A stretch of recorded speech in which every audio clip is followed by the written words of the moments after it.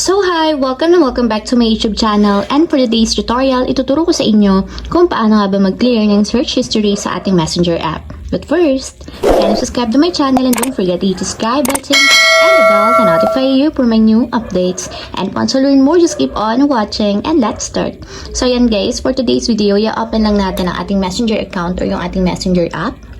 And then pagka-open guys, kung makikita nyo kapag itinap natin yung search bar dito sa Messenger, makikita nyo na dito yung mga recent searches or yung history ng searching ninyo dito sa Messenger. So ito guys, yung pinaka-latest na na-search ko dito sa Messenger. And kung gusto nyong i-clear yung search history ninyo or gusto nyong magbura ng search history, ang gagawin nyo lang guys is ito-tap nyo yung edit button na dito sa right side nya. And kung makikita nyo guys, ito na yung lahat ng search history ninyo. So kung gusto nyong magtanggal ng isa-isa, ang gagawin nyo lang is i-tap nyo yung X button sa side nya. Katulad nito. And nakikita nyo naman guys, natatanggal na siya dito sa search history. So kung gusto nyo naman i-clear siya lahat, tap nyo lang yung clear all.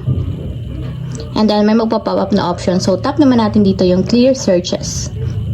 So ayan guys, nabura na lahat yung aking search history dito sa Messenger. So ayun lang guys, ganun lang kasimple kung paano nga ba mag-clear ng search history sa Messenger app. If you have a question, can comment down below and don't forget to hit the subscribe button and the bell to notify you for my new updates. And thank you for watching!